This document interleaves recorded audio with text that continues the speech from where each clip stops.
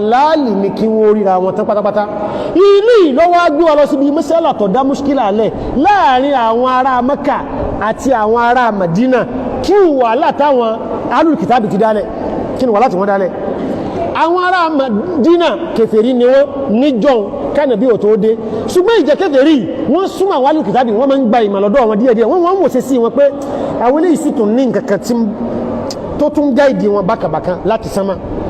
Àwọn ẹni tí ó sì jẹ́ wọ́n mọ̀ pé àwọn náà ti ṣe tàhrífù kéde pé eléyìí náà wọ́n fi eléyìí kún ni wọ́n yọ eléyìí kó mbẹ́ ni ṣùgbọ́n wọ́n máa ń rí bí ìwà pé èèyàn apáyọ̀sì lélẹ́yìn wọ́n máa yára wọn lára tí wọ́n wá kọ́ lára àwọn alùpùpù kìtàbì òun náà ni ìtìyánu àzáújà aláharufin kéèyàn máa súnmọ́ ìyàwó èèyàn lójú kan kí n túmọ̀ lójú kan ẹlẹ́ àfẹ́yìn lélẹ̀ ìmíwá lókè ìta ìntí àmà mọ́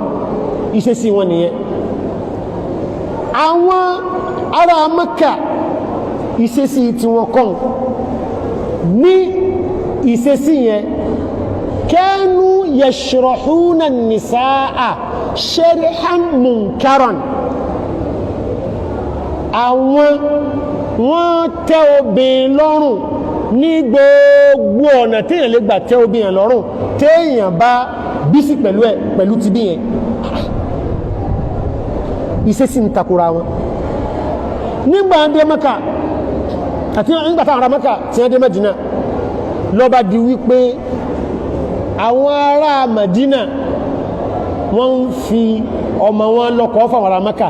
fatazawwaja rajulun min ahli Makkah imra'atan min al-ansar lẹ́kìn ọkùnrin kan náà àwọn ará Mẹ́kà ọba fẹ́ nìkan náà àwọn obìnrin kan wa arada biha at-tajbiya ay yuridu an yujabbiya biha ó fẹ́ ṣe tajbiya kí ló bá ń pè ní tajbiya at-tajbiya ìtumọ̀ rẹ̀ pẹ̀ka ṣùgbọ́n nǹkan náà ni ó ń fẹ́ ń dàbẹ̀ ní wípé ń súnmọ́ at-tajbiya wadi'u ar-rajuli yadayhi ala rukbatayhi a máa túmọ̀ tajbiya kọkùnrin ó gbé ọwọ́ rẹ̀ méjèèjì lórí oríkùn rẹ̀ kó fi rùkú ìmọ̀ ń túmọ̀ tajbiya 1 wàtẹ́jìbíyà wájú ìyàdẹ́ni àlàlárдì kéèyàn fi orúkú méjèèjì kúnlẹ̀ kọ́ wá da ọwọ́ méjèèjì lélẹ̀ a máa túmọ̀ tẹ́jìbíyà wàtẹ́jìbíyà àlíǹkì báàbù alàlìwájì kéèyàn ọ̀dọ́bàlẹ̀ tẹ̀párátá kọ́ wá dojú kó dorí kọlẹ̀ báyìí ìmọ̀ túmọ̀ kí ni o tẹ́jìbíyà gbogbo sísítẹ́ẹ̀mù ìpátá àwọn ará Mẹ́kà ní a ní láti fi sentán wí sábà mi lọ pẹ̀lú kódì yẹn sábà mi lọ nǹkan tí a yàtọ̀ síra wọn nǹkan tí ṣe kí ni o in tí ń sún wọ́n débi àwọn àlámẹ́rí o ní pé àmánà pìlẹ̀ tí ń bẹ láàrin wa à ń sì lò gbogbo ìgbà tọ́kọ bá fẹ́ gbádùn ìyàwó rẹ̀ àbí ìyàwó bá fẹ́ gbádùn ọkọ rẹ̀ ó ń kálukú máa ń fi ara rẹ̀ pamọ́ yóò máa wò pé ìyàwó mi ò lọ mọ̀ sí mi gbọ́ pé àbí mo ti ń ṣe bẹ́ẹ̀ tẹ́lẹ̀ ni ó ṣe bẹ́ẹ̀ tẹ́lẹ̀ ọlẹ́kọ̀ọ́ rẹ̀ ni sọ bẹ́ẹ̀ fún ó ṣe bẹ́ẹ̀ tẹ́lẹ̀ ọgbọ́ ilátọ̀dà Ànábì ní sallallahu alaihi wasallam. Ẹ ti rí obìnrin tí ń pọ́kọ rẹ̀ fìyà jẹ wọ́n wá láwọn ó mú kó mbẹ́ ó sì tó sápadà lẹ́yìn ẹjọ́ náà pé tó bá jẹ́ tíyà ní agbàdún làdíjẹ náà ọmọ tí ń wá o.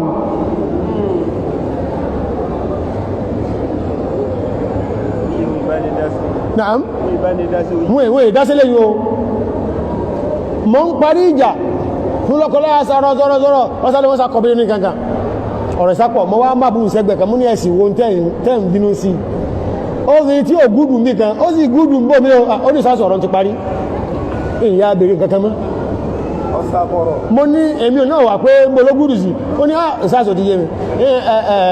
ilé mi ni màá tó ṣe ilé tó ti parí wó tàtẹ́lẹ̀ tẹ́jìbíyà náà nìyẹn àwọn ń bọ̀ tẹ́jìbíyà tá ń sọ̀rọ̀ rẹ̀ yìí àwọn ará tani máa ṣe o ará Mẹ́kà eléyìí wá fẹ́ wọn ọ wá fẹ́ súnmọ́lẹ̀tọ̀ rẹ̀ ọ wá ń sọ fún pé bá a ti ṣe ń ṣe tẹ́lẹ̀ o ti sún ṣe bómi famtanat kọ́bùrí bá pẹ̀lú tí tọ́ntọ́lọ́ ti kí n ṣe kí ni innama kunna nu'ta ala harfin lè dé lọ́rọ́wọ́ wọn máa ń pè kí ni harfu tọ́rfù nǹkan janibu nǹkan innama kunna nu'ta ala harfin bí wọ́n ṣe kó àwa àti bí wọ́n ṣe máa ṣe lọ́dọ̀ tí wọ́n ń bì ojú kan ní ọmọ fi bá wà lò káfẹ́yìn lélẹ̀ ni o nítorí pé kí tó sì fa ẹ máa wo táwọn Yahudi dálẹ̀ o wọ́n ní huwa halun astaru lil mar'a kó bí wọ́n fẹ́yìn lélẹ̀ kéèyàn ó fi máa ṣe ṣáàní òun ló tún dáàbò bó bẹ́ẹ̀ jù nítorí pé ọkọ rẹ̀ ọ wọ̀ nípò aṣọ òbúra fún ṣùgbọ́n táìmù tá ń sọ yìí jẹmọ́ àwọn àfáà rẹ̀ lání ẹnìkan wọ́n bá Imam Malik ìjọ kan ó ní ìrẹ̀ Imam Malik ó ní ẹ̀dàkùn kankan dà láàmù lórí ni ó ní àyàtàjárọ́dù rọ́dùlù ìdá àtà aláhù sí sọ́lẹ̀tọ̀ ní ẹ̀sìn wa ìkéyàn ọ̀bọ̀rọ̀ alẹ́ o tí ọba fẹ́ súnmẹ́lẹ̀tọ̀ rẹ̀ Imam Malik ní fa ayyu amalin yatatallabu tajarruda iṣẹ́ wo lèèyàn máa ṣe tọ́lọ́pọ̀lọ́ wà gbọ́ sí pé èèyàn ṣe rú sẹ́ńta ṣùgbọ́n nígbà tí èèyàn ṣe èèyàn bọ́rọ̀ alẹ̀ sí ni tó sẹ́n bọ́ọ̀ fẹ́ lagi kòtò kọ́ bọ́rọ̀ alẹ̀ bọ́ọ̀ fọ́kùtà kọ́ bọ́rọ̀ alẹ̀ bọ́ọ̀rọ̀ àmúlà dẹ́njẹ̀kan kòtò kọ́ bọ́rọ̀ alẹ̀ bẹ́ẹ̀ bá ti gbéṣẹ́ fún ìyẹ̀kọ́ báyìí lagi tọ́ bọ́rọ̀ alẹ̀ ẹ lọ mú nǹkan ṣe ọbọ̀sọ ọbọ̀ ǹdàwíà gbogbo abáwo yóò tún bọ́ bọ́ksà kò tó báhùn Ìmáàmù Málíkì ní iṣẹ́ ẹyọ kẹtọ́ bọ́pọ̀ lọ mú téèyàn máa bọ́ra alẹ́ ṣe fáìfáì iṣẹ́ yẹn náà ni àwọn bọ̀ tẹ́jìbíyà tí àwọn ará la ilaha illallah àwọn ará mọ́kànṣe ìjàbádé obìnrin bá ní ohun ní gbámà kí ní náà ń ṣẹlẹ̀ kí àwọn oníkọ̀ ọ̀kan ẹlòmíì ṣe tí ẹ̀ Umaru ṣe tí ẹ̀ ní ṣe báwọn ṣe ń ṣe tẹ́lẹ̀ ṣùgbọ́n wọ́n gbà wọn kẹ́mì lẹ́nu àwọn Yahudi torí Yahudi náà àwọn Ansari ń bẹ̀rẹ̀ lọ́wọ́ wọn gbà náà wípé kí ni tí wọ́n ní idha jaa al-walad jaa ahwala ọmọ yẹn ọ wà ahwalu lédè lábáwá ní àwùbàdàn bí ẹ ń wọ̀yọ̀ ọmọ yẹn ojú rẹ̀ ọ dà Yahudi rẹ̀ ní ẹ̀ máa dáadáa kú dàlẹ́ ìntọ́lọ̀ wọn sọ wọ́n máa sọ ọbàdàn wẹ́rẹ́wẹ́rẹ́ ní abá ní nígbàtí àwọn ìròyìn sáà náà sàlám ayé àbá sọ̀kalẹ̀ ọlọ́ni nisā'ukum àwọn obìnrin yìí haruthun lakum oko yín ni wọ́n fa'tu haruthakum annā shi'tum ibi ọba wù ní ẹgbàwọ́ oko yín àwambọ̀ ibi ọba wù ní ẹgbàwọ́ bó ní ẹgbàwọ́ oko yín muqbilatin wa mudbiratin wa mustaniqiyatin idha kana dhalika fi samimin wahidin bówì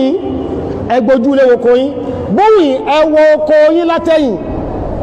gbogbo ọ̀nà ní ẹgbàwọ oko yín ṣùgbọ́n o kọ jẹ́ ibi tọ́lọ̀ wọn bá sọ harufukun níbo ni harufu wa ibi abásìgbìn èèyàn ò lè gbin iṣu sí èkó ń bí kọ́ wá bọ́jẹ̀ bú òde kó lóun fẹ́ lọ rè máa wá sun ààyè ibi tí mo ṣe ní ààyè ibi tẹ́ máa gbin nǹkan sí un tọ́ gbogbo ọ̀nà tẹ́ ẹ bá lè gbàdé bẹ́ẹ̀ mo ṣe ní àlàálì fún yín ọ̀rọ̀ ìwá fẹ́ kíyà alúṣà sáà wà bá ní kíyà rẹ̀ sí dáadáa wà á dà lẹ́dí àkọ́jà mọ́mọ́ Shafi'i fi musnadihi wà àkọ́jà mọ́mọ́ Bayhaqi في سننه كذلك أخرج من الطحاوي في مشكل الآثار من حديث خزيمة بن ثابت رضي الله تعالى عنه خزيمة لما كان رسول الله صلى الله عليه وسلم فجاء رجل أقول كبار يا رسول الله يري النبي ومما نبرك مفابيري فصلى الله عليه وسلم عن إتيان الرجل عن إتيان النساء في أدبارهن هنا صلى الله عليه وسلم سيئا لك بين سمالة طوري أو إتيان الرجل امرأته في دبرها ó sì sọ̀rọ̀ ń tán ànábì ní halalun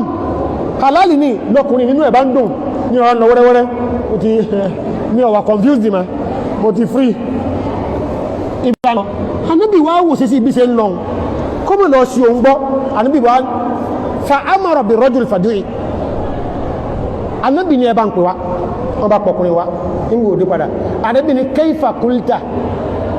kí ló mí gẹ́gẹ́ gbọ́ mi yé o fi ayyil khurbatayni أو في أي الخرزتين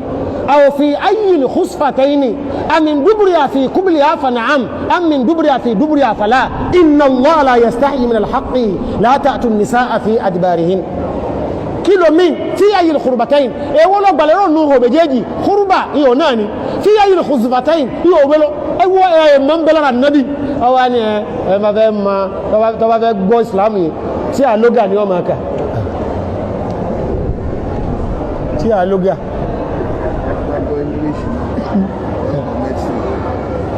báyìí ló sì rí bọ̀ náà yóò sì lè lọ kọ́tù láì lọ lọ́sùkù bàbá ní kí n fi kún pé tí èèyàn bá ti lè sọ òyìnbó ó yẹ kó lè gbọ́ mẹ́sìn yìí wọ́n sá ti gbóògbò náà ṣé bẹ́ẹ̀ ni bí èèyàn bá sì gbọ́ òyìnbó ó yẹ kó lè lọ kóòtù fúnra rẹ̀ láì lọ lọ́kọ̀tù lọ́ skul.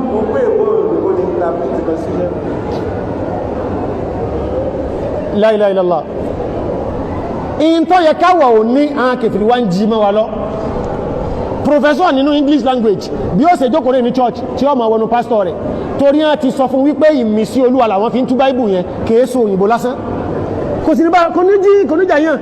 yóò dání ọmọ wò báyìí tí wọ́n bá góò tí wọ́n bá tú fún wẹ́ǹtì bí ó ṣe mìíràn èdè Olúwa ni ìmísí ni àwọn ẹni àmì orílẹ̀ ń sọ ìjọ ọgbọ̀n yẹnu àwọn ń bọ̀ anábì wọ́n bí lẹ́rẹ̀ pé yíò owó olómìn méjèèjì ó wá ní àmì ń dúbùrì àfi kúbìlìà ṣé láti ẹ̀yìn rẹ̀ wọ́n sí ààyè ibi tọ́lọ̀ ní a máa gbé nǹkan sí fanaam kápẹ́ tó ń bí mínú naam àmì ń dúbùrì àfi kúbìlìà àbí láti ẹ̀yìn sí ẹ̀yìn ìyẹn bí tá ti ṣe number 2 number 1 nìtọ̀ number 2 àti mọ̀báhùn àbí tó mí nínú fàlá mọ́dọ̀ yíwo inna Allah la yastahi min haqqi Ọlọ́run ètùjú àti sọ̀dọ́dọ́ la ta'tu an-nisaa fi a'jazihin nínú wáyà mi fi adbarihin ẹ gbọ́dọ̀ súnmọ́ ẹlẹ́tọ̀ yín níbi tí ẹ ti ń ṣe nọmbà 2 wọ́n ní lára àwọn èèmà tí wá ń díjú tí ń dá múṣkílà alẹ́ jàmáà ó yẹ ká bira wa lérè Ahlus Sunnah ni wa a sì fẹ́ gba ẹ̀tọ́ ẹ̀tọ́ wa a fẹ́ mà a sì fẹ́ fi ráre a sì fẹ́ fi ẹ̀tọ́ ẹlẹ́tọ̀ náà láráre jama'a lábánù fi dọ́rì àìfi fẹ́dí zawja omi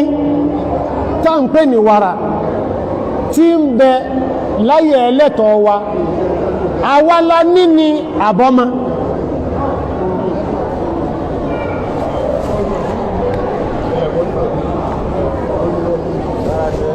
naam omi kọ́ wàrà láàpé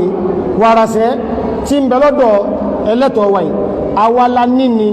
àbí ọmọ torí lè náà ti dá ọ̀pọ̀lọpọ̀ wàhálà alẹ́ tí ọ̀pọ̀lọpọ̀ ó ti rí ìyàwó rẹ̀ sí ìyá rẹ̀ ọ̀pọ̀lọpọ̀ ó ń torí ẹ̀sẹ̀ tọ̀láàkì ẹlòmí ò ṣe tọ̀láàkì inú rí odùnmá ẹlòmí rí rẹ̀ sẹ́ntí ń ṣe jàmbá نعم لا إله إلا الله لا إله إلا الله سمع ميلو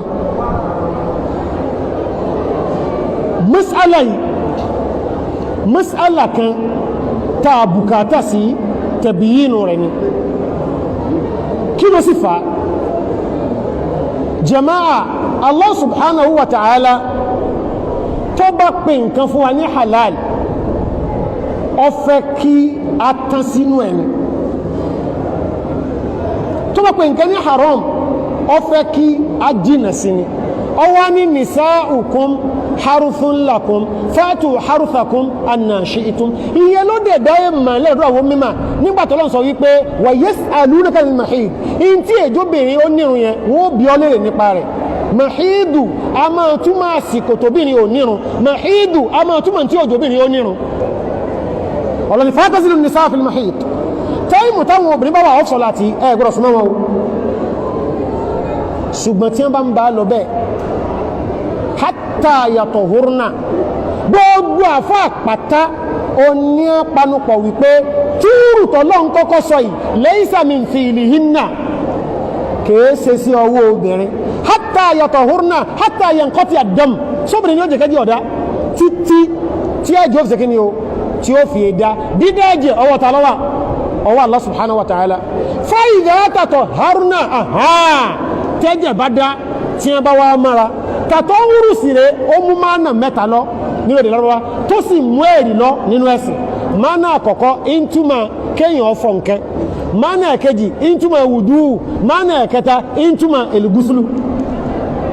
fa idha tatahharna tí wọ́n bá wá haidọ̀ ti parí obìnrin ètí ìwẹ̀ ṣùgbọ́n nínú nǹkan mẹ́tẹ̀ẹ̀ta ìlọ́bá sí kan ọba fàbẹ́rẹ̀ nù sọ́kọ̀ ẹlẹ́ súnmọ́ àbí no lọ́bá sálùwàlá sọ́kọ̀ ẹlẹ́ súnmọ́ no àbí ó dìgbà tọ̀bá tó wẹ̀ àwọn mímọ̀ lórí rẹ̀ ọ̀rọ̀ wọn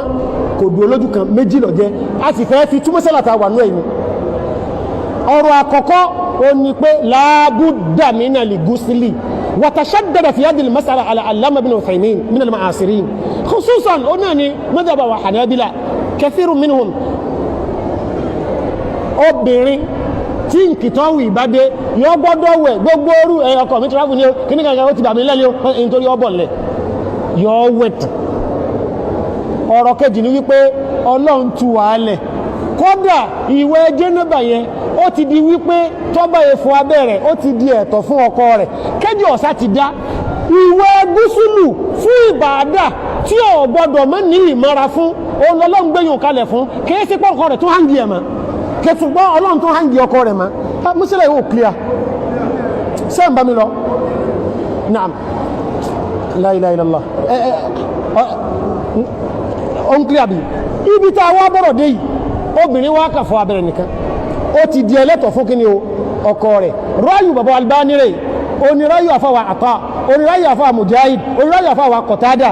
ọ̀rọ̀ ìwárẹ̀ èmi ti wò náà pé tá a bá gbé kúrò lọ́dọ̀ àwọn àfáwà táwa náà gbé sọ́dọ̀ ẹ̀yìn tẹ́ ẹ gbọ́ àkọ́kọ́ tẹ́ ẹ gbọ́ ẹ̀kejì tá a wá fi ìjọmọ níyàn kan àti bí ṣe ń ṣe mí tẹ́mi ọmọ bí ṣe ń ṣe wọn mo mìntà mọ̀ ẹ́ ewu lẹ́mú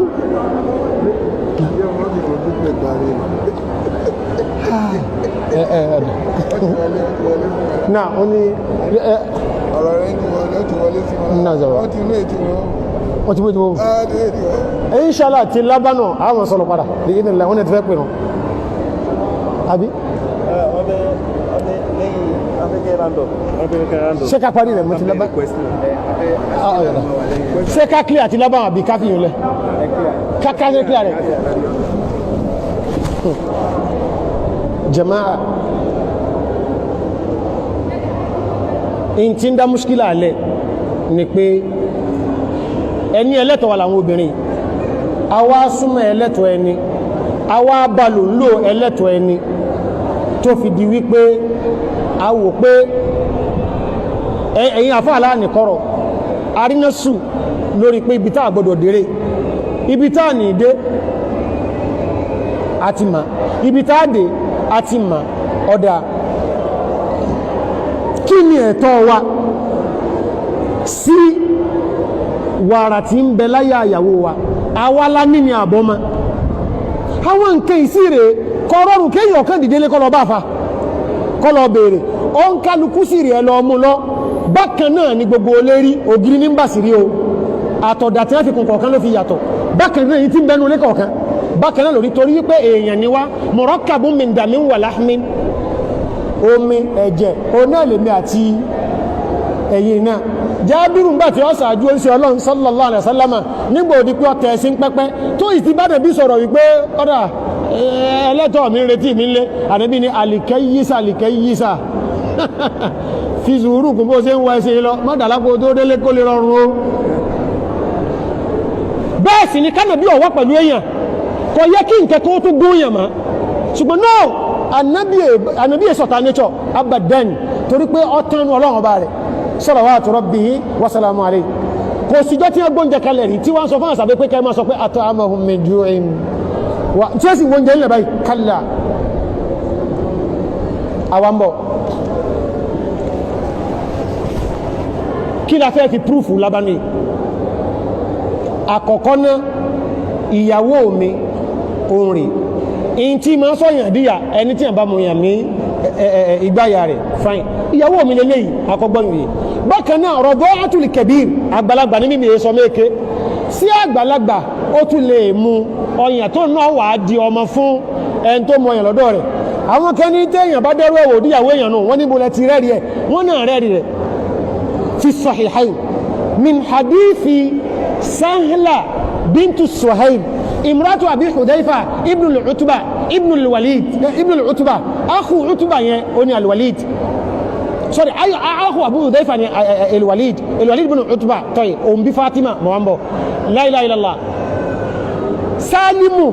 Salimu ingbeli Abu Hudhayfa wọ́n sì tabanna rẹ̀ Abu Hudhayfa ti sọ́dọ̀ mo ke so ma rẹ̀ o nti ma ṣe njo ìṣesí tọ́lọ́run padà wá bare nu suratu Azab Sálímù ìwárẹ̀ ibi tí Abu Hudhaifa láìkẹ́ ẹ̀dẹ̀ Fatima ọmọ alìwàlídù wàlídù ní abílé Abu Hudhaifa ó túbà lọ́jọ́ bí i méjèèjì ọ wá fa Fatima ọmọ àbúrò rẹ̀ fún Sálímù ọfà fún Sálímù wípé ìrẹ Sálímù ọmọ àbúrò mìíràn lọ́fẹ̀ẹ́ torí pọ̀ màmí ní ọ́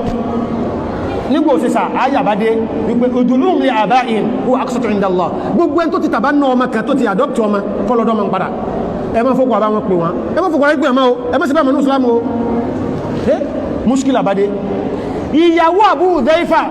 ó ti wà ní problem bí ayà ń ṣe sọ̀kalẹ̀ wọn ò rí Sálímù lọ́mọ wọn mọ́ problem ti dé wọ́n sì jọ ń gbé papọ̀ ni fa atati muratu Abi Hudhaifa Rasulullah sallam Abu Hudhaifa ìyàwó rẹ̀ ti ń jẹ́ Sa'ala bintu Su'ayb ọwọ́ abánu sallam ó ní ya Rasulallah inna Saliman qad balagha ma yablughu ar-rijalu wa aqala ma aqalu nǹkan ti dé o in tí máa ń dára àwọn ọkùnrin tí wọ́n fi máa differentiate láàrin àwọn obìnrin jàmá ọ̀pọ̀lọpọ̀ wa di ìsìn à ń fi ẹgbẹ̀rún síra wa ọmọ rẹ̀ ọkùnrin ìyá rẹ̀ mú lọ òde ìwà ń sọ ń lé padà wípé àṣẹ́wùmọ̀ mọ̀rọ̀díyà kọ minus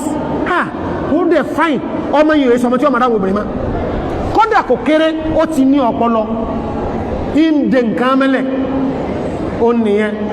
ọmọ rẹ̀ délé sọmọ pé mú mi rí skọ́ wọ́n láì wọ́n yọkùn ọmọ ilé ìsọmọ tí ọmọ ráyọ ọgbọ̀n àwọn bọ̀ ó ní Sálímù sí rẹ̀ táwí ó ti bàlágà ó ti ń láwọn kankan tí ń dámọ́ but muskila ta ní ni wípé àárín lọ́mọ wa tẹ́lẹ̀ kèésùn wa náà wà laysa lana illa baytun wahid ilé kẹlá dẹ̀ ni wà ana imra'atun fudulun wà kana yadkhulu alayya wà ana fudulun a máa wọlé tí mi ń gbà mí wà ana fudulun tí wọ́n bá ní imra'atun fudul gbogbo ògbà tí a bì kán bá lè sílẹ̀ lára obìnrin sábà ru àsọ̀tọ́wọ̀ ṣùgbọ́n àwọn obìnrin yẹn wọ́ sọ àfitẹ́ bá wà nílé obìnrin ló sọ mẹ́yà wọ́n ní imra'atun fudulun obìnrin wọ aṣọ ẹyọ ọ̀rọ̀ kan tí ó sì wọ̀n kẹtẹ́lẹ̀ wọ́n ní imra'atun fudulun ó ní bí mo ṣe hálùtà máa ń wà ń gbá mi kí ní ọ̀dẹ̀dùn máa Abu Hudhaifa náà nú ó sì ọlọ́ni má darẹ̀ láàmú ìrẹ Sálà arúdìríhì lọ fún lọ́yàmú ìtumọ̀ rẹ̀ àwọn ìbá sì gbọ́ ànàbí ò ní pé kí Sálímù ọ̀gbẹ́nu sí ní ìgbáyà abadan fún ọyàn sínú korobá kan ẹ fún mu lẹ́ẹ̀márùn ìmúlájà pọ̀rọ̀ sẹ́rẹ̀ wọ́n bá fún mu ó bá ní àánúsọ̀rọ̀ sálàm wọ́n kọ̀dí kẹ́bìrọ̀ ó ti dàgbà fatabassama Rasulullah sálàm faqala inni qad alimtu annahu kabira ànàbí bá búrẹ́rìn ànàbí ni sẹ́wọ̀n àmọ́ kò ti dàgbà ni ó ti dàgbà wọ́n náà mú ẹ̀rí láti bẹ̀ wípé in tó bá lè mú ọkọ náà lọ́rẹ̀ mú lábánù nígbà ìyàwó rẹ̀ ó ti dìyà rẹ̀ nítorí pé àgbàlagbà ní Sálímù jọ náà lọ́hùn tó fi tí wọ́n fi sọ wípé kí wọ́n fún ní lábánù yẹn mu tó fi wá di wípé Sálà wà ń wò níwò kíni o níwò ọmọ rẹ̀ ṣùgbọ́n kọ́ sí ẹ̀dínú ọ̀rọ̀ ó dẹ̀jẹ̀ mẹ́jábù ìyàwó Aisha ṣùgbọ́n mẹ́jábù yẹn kọ́tọ̀ ìwà ń bẹ̀ Rada'atul Kabir kò sí mọ́ ká sọ pé àgbàlagbà àtúnfún ní ọyàn ọwọ́ ẹsẹ̀ lára rẹ̀ kọ̀díyà ilé àmbọ̀ lórí rẹ̀ kí làwọn ẹ̀rí tá a fi wá mọ̀ wípé ìyàwó wa ò di ìyá tiwa ẹ̀tọ́ wa ni àwa la sì ní lábánù yẹn ọkàn ní nǹkan kan nú tàbí ká gbọ́yé nǹkan àkọ́kọ́ jaa fil Muwatta inda Malik min hadithi Abdullahi ibn Umar radiyallahu ta'ala anhu Imam Malik wọ́n ní haddathana Abdullahi ibn Dinar anna rajulan ata Abdullah ibn Umar ọkùnrin kan wá bá Abdullahi ibn Umar njọ́ka ó ní ìrẹ́ Abdullahi ibn Umar anna as'aluka an rada'atil kabir sí àgbàlagbà tí wọ́n bá tún fún àgbàlagbà ní wàràmú láti ìgbáyé obè kan tí wọ́n bá fún bì kan só ó lè dọ́mọ rẹ̀ báhùn Abdullahi ibn Umar ní ìní dáhùn fúnra mi ìwà aṣọ tó ṣẹlẹ̀ tẹ́mi náà sì di ọmọ ilé kí ó ń jọ́nà wàkọ̀dì jẹ́ Umar rajulun ọkùnrin kan wá bá Umar njọ́ kan ó ní ya amiral mu'minin ìdá amiral mu'minin inni kanat li jariyatun kuntu ata'uha mo ní ọmọbìnrin ẹrú kan mo máa ń súnmọ́ gẹ́gẹ́ bí pé ẹ̀tọ́ mi ni ẹrúbìnrin mi ni ó wá wù mí pọ̀ mo máa ń súnmọ́ ọmọbìnrin pípọ̀ dáadáa ṣùgbọ́n Umar inú mi ọdún mo rò ní kí ló dé fa'amidati zawjati ilayya fa arda'atiha bí mo ṣe bóde ńlé njọ́ kan níyàwó mi bá mú ọmọ yẹn bọ́ sínú ilé bó ṣe lọ fún lọ́yàn múnu mo wá dé padà ó tún ti rí ṣe sí mi pé yóò tó súnmọ́ lálẹ́ ìsúwàlá òní dúnàk má lọ́dọ́ rẹ wàláì kọ́dí àrùbátuha mo ti sọ́dọ̀ mẹ́mọ́ ọlọ́ mo ti fún lọ́yàn kúmọ̀rù ní sẹ́ntí ìyàwó rẹ̀ déwònú oní tó déwònú mọ́ ní kí wọ́n bèèrè ìdájọ́ lọ́wọ́ yìí ní mọ́ bẹ́ẹ̀ sí báyìí kúmọ̀rù ní kọ́dà lọ́hùn àòjírí ha sórí ìyàwó rẹ̀ yẹn ìtumọ̀ méjì làwọn mímọ̀ tú ibi àòjírí ha jẹ́nu ilé ó fún ma fara ní obìnrin wípé ìyìn tó lọ ń ṣe lẹ́tọ̀ wọ́n sọ́dọ̀ àmúkọ̀ àwọn apákàwàpá pé ìtumọ̀ ẹ̀kọ́ àòjírí ha àà má gọrẹ sáà méjì lọ máa súnmọ́ ma láàrin ọ̀sẹ̀ sọ́dọ̀ ẹ̀mẹ́fà sáà mẹ́ta ní sọ́dọ̀ ẹ̀méje sáà kan ní lóṣù sọ́dọ̀ ẹ̀mẹ́wàá àòjírí ha bá ti jàrí yẹ́tàk máa súnmọ́ nkẹ́ dáadáa ìnàmọ́rọ̀dọ́ àtú fi sọ̀gìr ìnàmọ́rọ̀dọ́ àtú rọ̀dọ́ àtú sọ̀gìr tí wọ́n bá ní ó fún yàn ní wàrà ọwọ́ àdọ́mà rẹ̀ ọmọ èké ni máa jẹ́ ilé ọ̀wà clear tán ṣùgbọ́n tá ń bá bọ̀ clear sí wa وجاء من حديث يحيى بن سعيد أخرج الإمام مالك في المعطى هذا رجل أتى أبا موسى الأشعري أنا وأبا أبو موسى الأشعري قولي لي أبو موسى الأشعري قولي موني بروبلم كتير دامي لامو قولي إني مسست عن امرأتي من ثديها مغبنو ميغاغا سيغبا يا إلتومي mo wá ń fa wàrà ń bẹ̀ ṣé ń gbà tí àwọn bùkátà síra wọn ni àbí nǹkan wà lẹ́yìn gbà tí àwọn bùkátà síra wọn kọ́ tóró ń go òpinlẹ̀ mọ̀dájọ́ tẹ́lẹ̀ wà lẹ́dí jẹ́ àfi Sunan al-Kubra ní Bayhaqi ìlọ́wọ́ abáni kíyà rẹ̀ ìyàwó rẹ̀ bímọ jama Islam ilẹ̀ sí o wàláhì ìyàwó bímọ ibi tí májìrọ̀ Laban ibi tí Laban gbà lọ ọwọ́ adí ṣùgbọ́n ọmọ kékeré ẹnu rẹ̀ ọ̀rẹ́ kó tú rẹ̀ bàbá ìwà fẹ́ bá ọmọ rẹ̀ tú rẹ̀ ẹsẹ̀ bàbá wọ́n fẹ́ gbọ́mọ rẹ̀ fà á ọkọ rẹ̀ nìyẹn ìwà fẹ́ fà yìí sábà àgbàtọ́ ọmọ ti pàkínní ìtì nǹkan ti kún bí àwọn yìí ẹnu tí bàbá wọn pọ̀ ń gbé sí ọlọ́kọ̀ ìyáwá ní gbẹ̀gbẹ̀mí àgbàlagbà yàtọ̀ sí ọmọ èké yíyàtọ̀ yọ báyìí ó ní wàláì átà àdákọ̀lá fi ìbátúni mo mú kíní mo mọ̀ pé mo mú ẹ̀rù wá ń bà mí ọbọ̀ sọ̀hún bó wà ní ìyàwó mi báyẹn dágùn Abu Musa ní inni la araha illa qad harumati alayhi kò sí ta bẹ́ẹ̀ sọ fún ó díyẹ ènìyàn kẹ́ Abdullah ibn Mas'ud o má gbọ́ sí fatiwa ó ní ẹbọ́n pàkùnrin ẹbọ́n pa Abu Musa náà ó ní Abu Musa unzur ma tufti bihi ar-rajul ó sì wọ́n tó ń sọ fẹ́ ni ẹ̀sìn rẹ̀ mọ̀ ní ìtọ́ mọ̀ fẹ́ fi pàdé ọlọ́mọ̀ ní ọba ní ماذا تقول أنت ماذا تقول أنت فماذا تقول أنت عفوا فماذا تقول أنت كل هذا صوتون كميو يا توسن تمي صيني يرى أبلا بالمسؤول مونين كميو إن كميو تين صفواني كوي لا رضاعة إلا في الحولين كقوا مكان مويا nígbà ya obìnrin kan tí ó wà dọ́mọ rẹ̀ in tí ó fi mú yan kò gbọ́dọ̀ tí ilé lọ́mọ ọdún méjì torí pé Ọlọ́run sọ wípé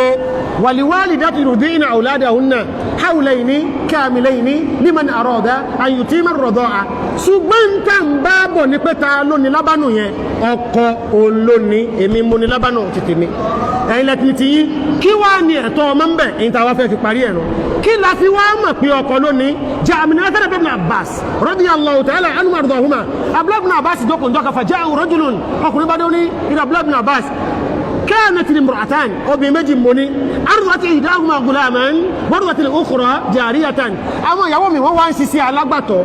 ìyálé wọ́n gbọ́mọ ọkùnrin wá òun lọ́tọ̀ ìyàwó wọ́n gbọ́mọ obìnrin wá òun lọ́tọ̀ sáà ọmọ tí wọ́n jọ rèé sí à lè fẹ́ra wọn sábà pé ìyà yàtọ̀ ṣẹ́wọ́sẹ́ láti clear ìyà yàtọ̀ nítòótọ́ àwọn sọ̀hábà Mẹ́dínà wọ́n fa mẹ́sẹ́lá ìmọ̀ra wọn lọ́tí ètè kéèké ṣùgbọ́n tó padà wọ́n nìkẹ́ ní Abdullah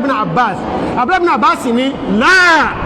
la yatazawwajani wọ́n ò lè fẹ́ra wọn lè anna nikaha wahidun torí ojúṣe omi tó ń kálukú wọn jọ mu tí ó fi dọ́mọ ìyálé èyí tó dọ́mọ ìyálé tí èyí tó dọ́mọ ìyàwó fi dọ́mọ ìyàwó ojúṣe yẹn ibì kankan náà ló ti wá ìwọ ló fìdí ẹ méjèèjì wọn ò gbọdọ̀ fẹ́ra ìsọ́sọ̀ àmì kan kò clear tánfìdì ìyàwó tí omi fi jáde tánfìdì ọkọ tó mi fi jáde tó bá jẹ́ pé ọkọ kọ́ ló lómi ni tí ìyálé bá ewu ọmọ obìnrin tí ìyàwó ewu ọmọ ọkùnrin ó yẹ kí ọmọ ò lè fẹ́ra wọn ṣùgbọ́n an-nikahu wahidun ojúṣe omi yẹn ọ̀dọ̀ bàbá lágbájá yìí náà olójúṣe omi ti wá ṣùgbọ́n tá a fi wá parí ẹ̀ tá a bá wá ní bàbá lónìí ẹjẹ́ á ṣọ́ra ṣe kébi ọmọ pọ̀ ma wassalamu alaikum.